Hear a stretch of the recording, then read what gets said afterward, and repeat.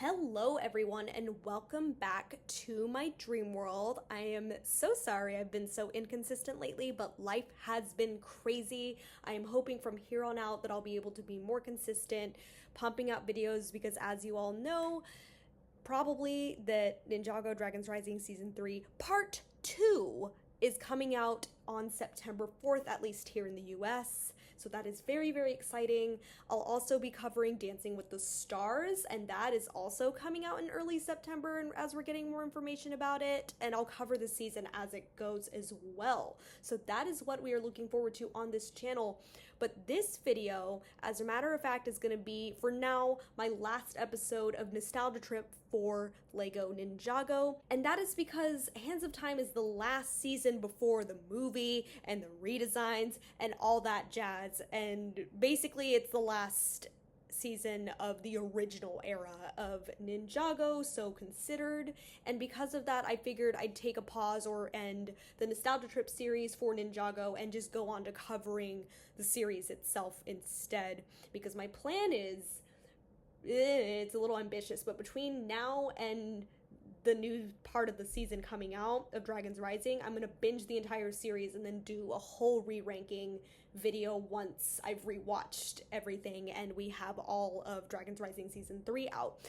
Crazy idea, but you know what? We're going to go for it because I actually have time to do this now. But I'm going to be doing this video a little bit differently. As of this recording, I have not watched Hands of Time yet because this is a little bit of a different season for me. I do not remember what happened during this season. Again, I haven't watched it yet, so don't hold me to this, but I remember finding it so painfully boring. And I'm hoping that my opinion will change, but because of that, I genuinely don't remember anything except like the major plot points. Like I know the time twins and the time blades and stuff like that, but I don't remember the content. Genuinely, I don't. And because of that, I wanted to record this intro before I watched the season to get that straight, because this is going to be a very interesting rewatch for me. I honestly don't know what I'm getting into. This is the one season that I have not rewatched ever since it came out.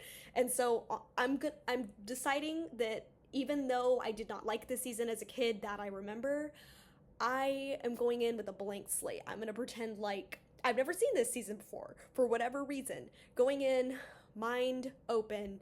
And for one final note before I dive into actually watching the season, I know Day of the Departed is between Skybound and Hands of Time, so I will be watching that as well, and I'll probably sprinkle it a little bit in this video, but because it's not a full season, I'm not going to do a deep dive on it as of now. So that's all I have for you guys for this intro, and I'm going to go ahead and binge this season, and I'll get right back to you with my thoughts. This will be structured as a normal strengths, weaknesses, highlights, and then overall ranking of the series and how I believe my opinion has changed since I was a kid. We have a lot to cover, so I'm going to go ahead and hop right into it. See you all then. One eternity later. Okay, so as of now, I have binged both Day of the Departed and Hands of Time. I'm going to briefly start with my thoughts on the special.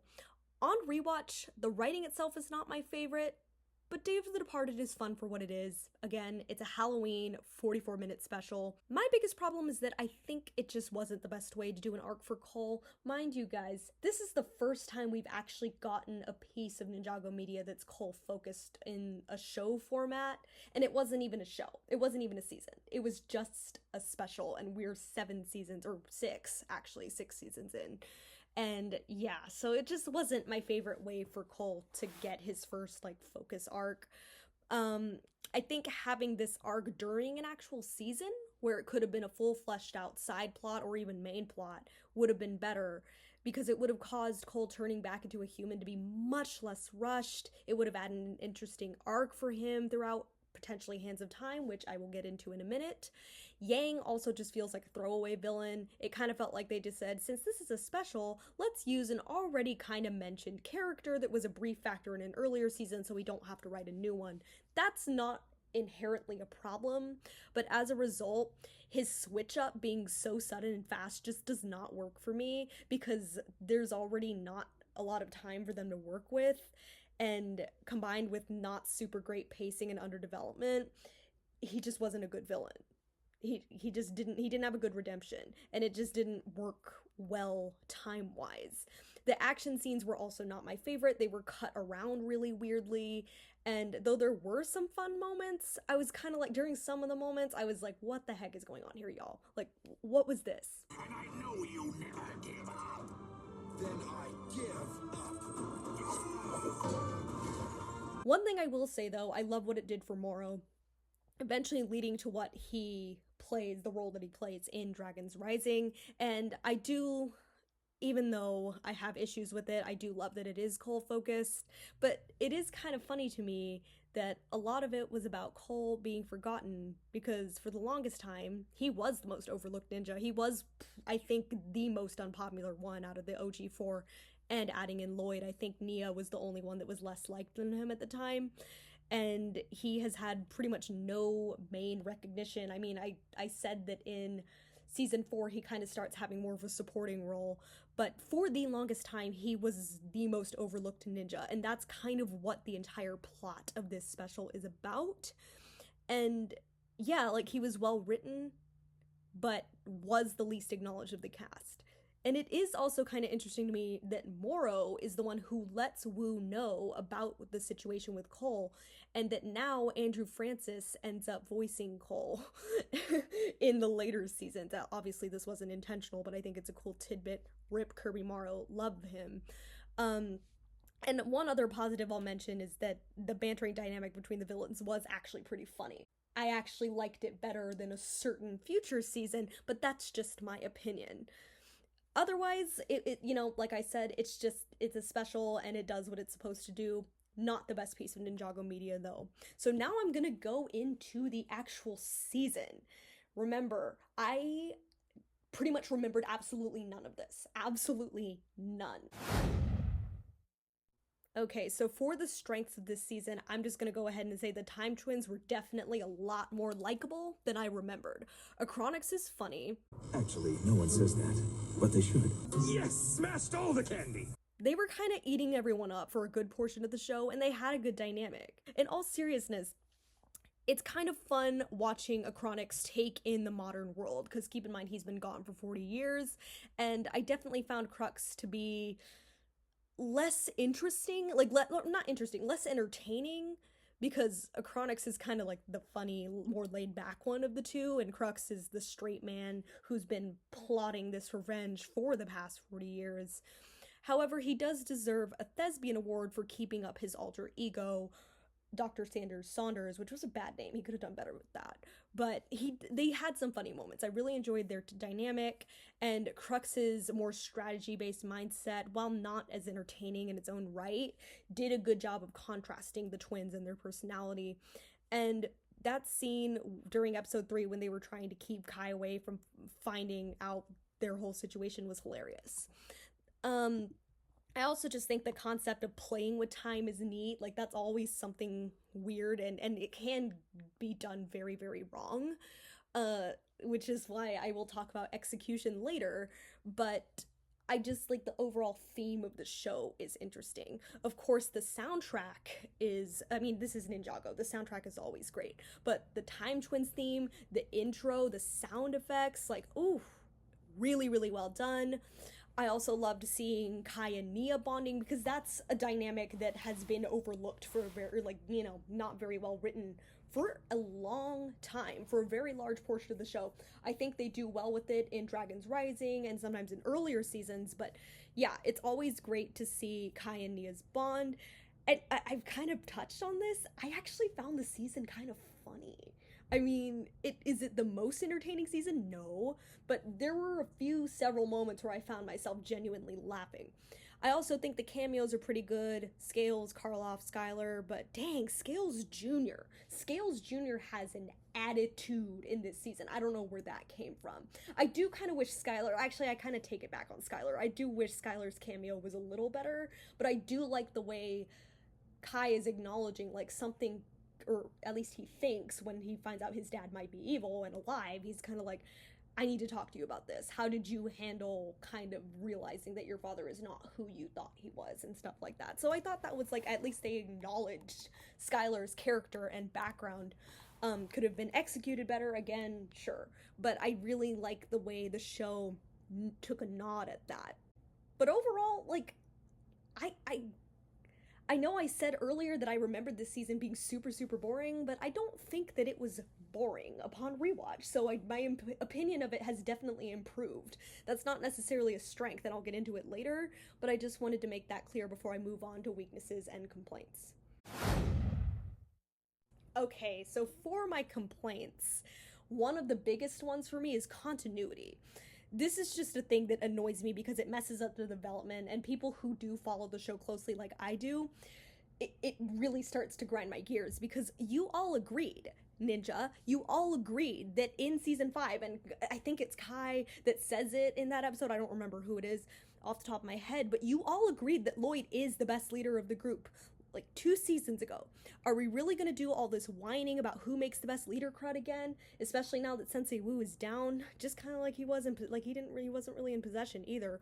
Like, are we seriously gonna do this? It felt very, very out of character for them, especially for Kai and Cole, who, you know, Cole's always been a leader type person too, so he can tell when there's a good leader, and that's why he usually lets Lloyd take those reins. And Kai, we've been through this, honey. We've been through this. Your development is all over the place right now, and that makes me upset because I love this character. And Lloyd, you've been the quote-unquote leader for a while now. Stop acting like you suddenly weren't and never have been. They do kind of clear things up for one episode, and then they're complaining about it again in the next one. And that's just, it's really annoying. It's like, are we seriously still stuck on this?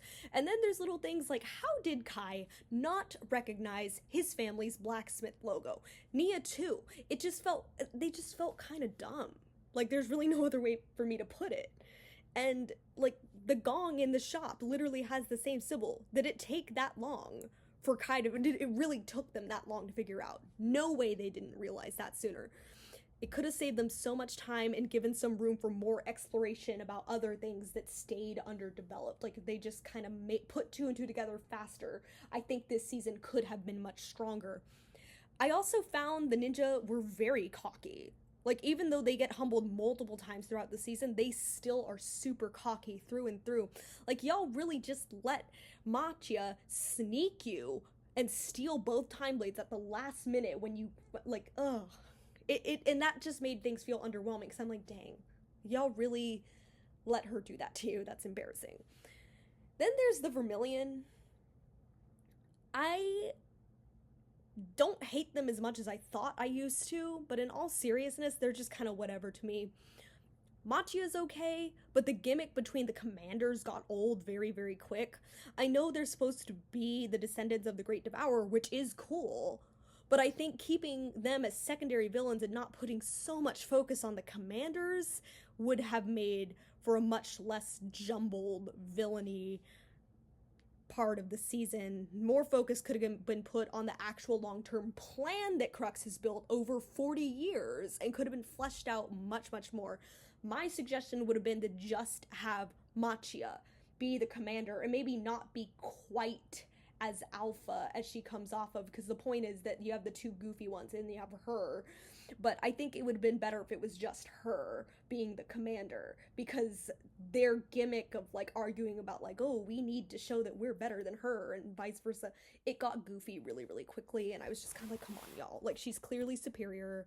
Stop talking. We need to move on.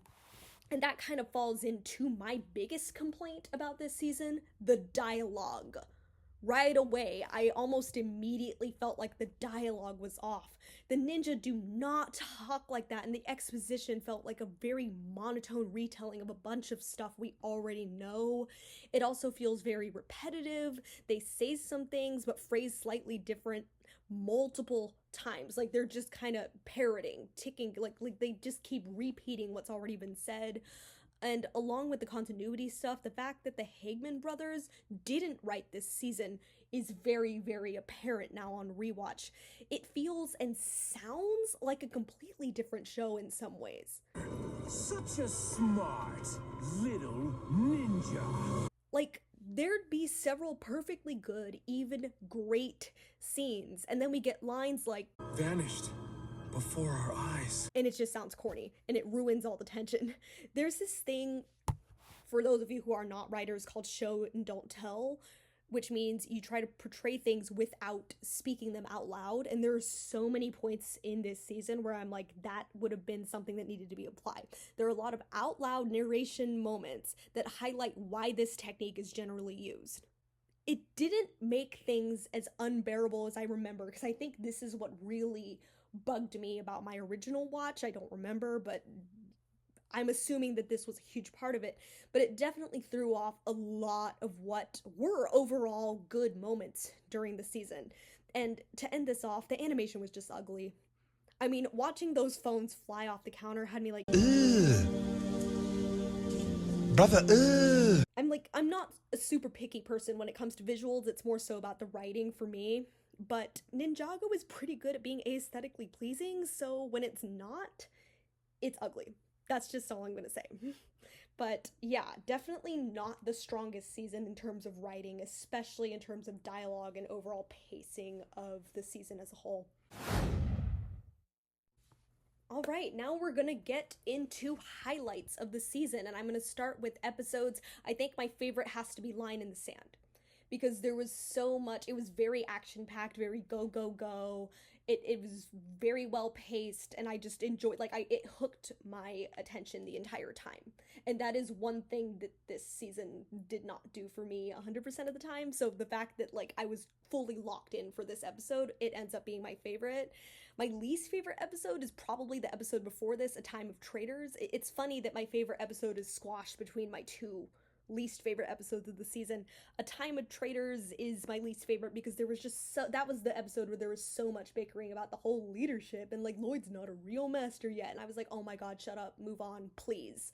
And then we have episode 6, which is the episode after A Line in the Sand, and again, they went back to the whole leader thing. And this is also the one that just ended with them getting snuck at the very end and losing because they got overconfident. It's like, yeah, no, duh. But the reason that one can't be my least favorite season is because the action was really good in that episode, so I can't give it last place. That is going to go to A Time of Traitors, which was a very grating episode for me. And then I like to always include an episode that that's a pleasant surprise, something that is better than I remembered. And this, I guess I could put most of the season here, to be completely honest, but I'm gonna go with the premiere, because the premiere was good. I did not remember the premiere being that good. I was like, ooh, I was pretty locked in during the premiere. So I'm gonna give that a pleasant surprise, and maybe second or third place on my full ranking of the episodes. And next, I'm gonna get into my ranking of the ninja. I'm gonna be completely honest, this one is up for debate because I don't feel like there was really a standout to me, and every single one of the ninja annoyed me to some degree this season. Usually I'm able to say, oh, so-and-so was by far my favorite, and so-and-so maybe took a back seat, or wasn't as engaging, or was kind of annoying. But this one's tough, so don't hold me to this. I might change it for once. But oh, okay, yeah, because they're all kind of no one stood out to me. But I'm gonna put, I feel bad saying this, but I'm gonna put Jay in last place. I want to put him higher because I loved his scene with Ed. I loved his interactions with his parents, but he just really ticked me off. He was the one pushing the leadership crap the most. And yeah, it sucks because he actually did have a really good moment in this season and everything. He wasn't horrible to watch. I didn't dislike him during this season, but I remember being annoyed by him the most. So unfortunately, Jay, you're in 6th place. Sadly, I also have to put my favorite, Cole, in 5th place. He was a whole lot of nothing during this season. And this is why I think that if he had stayed a ghost at the beginning and then maybe changed through a similar arc, which could have been meshed with the whole time thing, and that's what ends up causing him to be human again, could have been super interesting. I really kind of wish that was his arc, because then he would have been super interesting this season. But yeah, he was a whole lot of nothing. He was fine. There wasn't anything wrong with his character, but him joining in on the complaining with Lloyd, along with being kind of boring, Cole, you of all people should know a good leader when you see it, and that really annoyed me. Again, it's the inconsistency, so he does get a lower placing. And yes, I have been defending Lloyd a lot, but he gets 4th place. And this is because I need him to grow a backbone. Dude, back up your ish, Lloyd. You're older now. You need to defend yourself. You need to put these people in their place, because if he did that, he would have been like number 2, maybe even number 1 this season. But like you easily could have checked everyone, but you didn't, and you let them be jerks, and you were just like, oh my god, whoa, I don't know what to do, and you're like ranting him while he's practically asleep this entire time. Come on, Lloyd, I need you, because you know deep down that you know what you're doing. You've even been affirmed that you know what you're doing in season 5 and 6. Stop acting like you don't know what you're doing. Stop acting like you haven't been the leader since season 3. Come on, Lloyd. I need you to get it in gear. And now in 3rd place, and this might be a little controversial, but it's Kai. Because I hate the fact that he was so dumb for not recognizing that symbol faster. Like, come on. And also some of his dialogue was terrible. So he loses points for this, because otherwise he would have been 2nd, maybe even 1st. But if he wasn't so stupid and was a little less butthurt about Lloyd taking charge of the team with Wu out of commission, he definitely would be higher, because in the latter half of the season, like episodes 7 through 10, he was fantastic.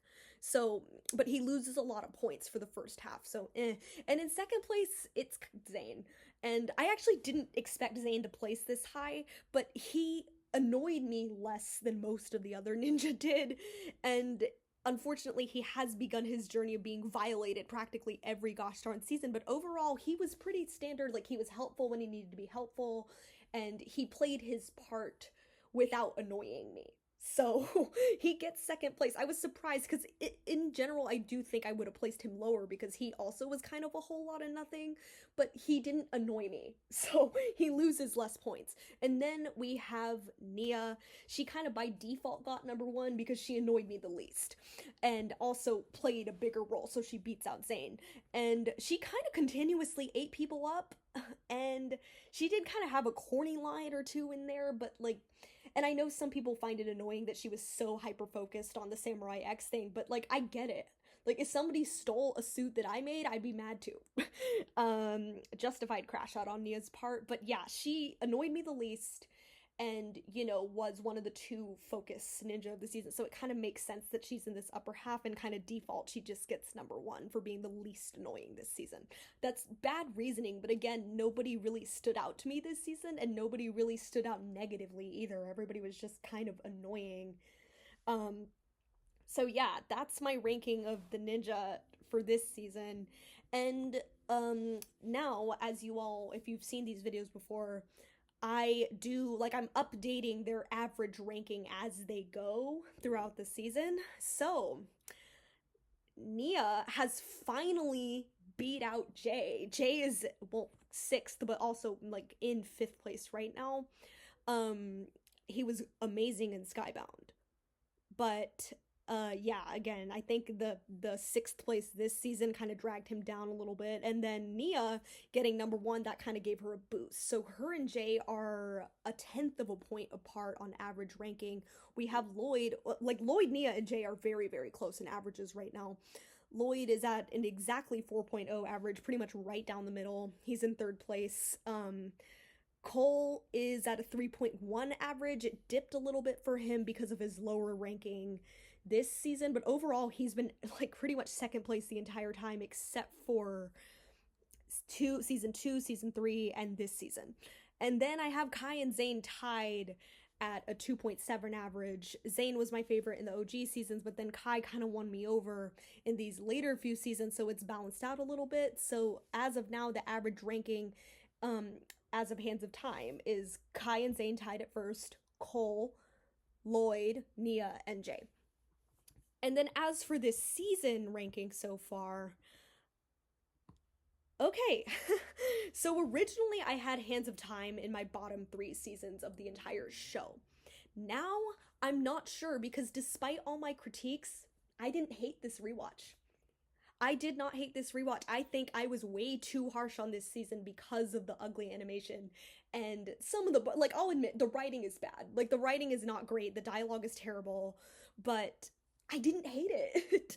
I didn't hate it. And as this, I don't know how controversial this is going to be, but I'm going to put it above Rebooted.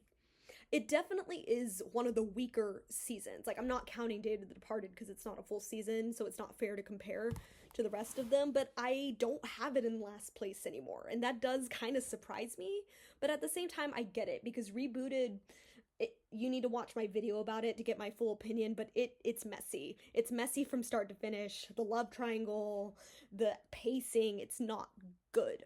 Other than the action season. Like, I still don't hate Rebooted. I have a soft spot for it. But as of right now, I would put Hands of Time above Rebooted. I have the rest of the OG seasons above it still. But it is not as bad. And this will go into my closing. I'll just go into it right now. This season is funnier than I remember. Much better than I originally thought. Definitely some writing issues. I hated the dialogue. I could do a whole episode on how much I hate the dialogue of this season, but I don't actually hate the season itself anymore. So yay, that's good. I do still think it's weaker than most of the other seasons so far, but yeah, I liked it better than I liked watching Rebooted, which is crazy to me because I definitely didn't think I'd feel that way. But yeah, the dialogue and the pacing caused this season to feel dysfunctional and thus a little underwhelming. Like, it just did not hit very hard for me. However, I do like it a lot more than I initially thought. So this season has definitely moved up on my ranking of Ninjago seasons, which is something I thought I would never say. But yeah, that is my thoughts on Day of the Departed and Hands of Time. And as for what's next, I will be doing a full ranking of all the Ninjago seasons, including Dragon's Rising, after we go over part 2, because I have those reaction videos recorded due to leaks. Those will be out after this video, and we can discuss it there, and then we'll do a whole discussion of the series as a whole. I will also be reviewing Dancing with the Stars season 34, and then I might be, because we won't be getting season 4 of Dragon's Rising for a while, I might be shifting into Disney and other shows, so stay tuned for that. And definitely make sure to check out my casual channel, which is where I do edits, quick opinion videos, gaming, and shorts, and I'm going to be more active on there as of now as well. But yeah, please subscribe if you enjoyed this video. Again, I love to hear other people's opinions. All I ask is that you be respectful and respect mine, because I am blocking out any negative energy. I don't need that in this world right now. So if you disagree, totally cool. Just please do it respectfully, and please respect other people's opinions, because come on, y'all. That is one thing about this community that I don't like. People do not respect other people's opinions. But yeah, if you enjoyed the video, please hit subscribe, please hit the likes, and I will see you all next time for Dragon's Rising Season 3 reactions. Bye!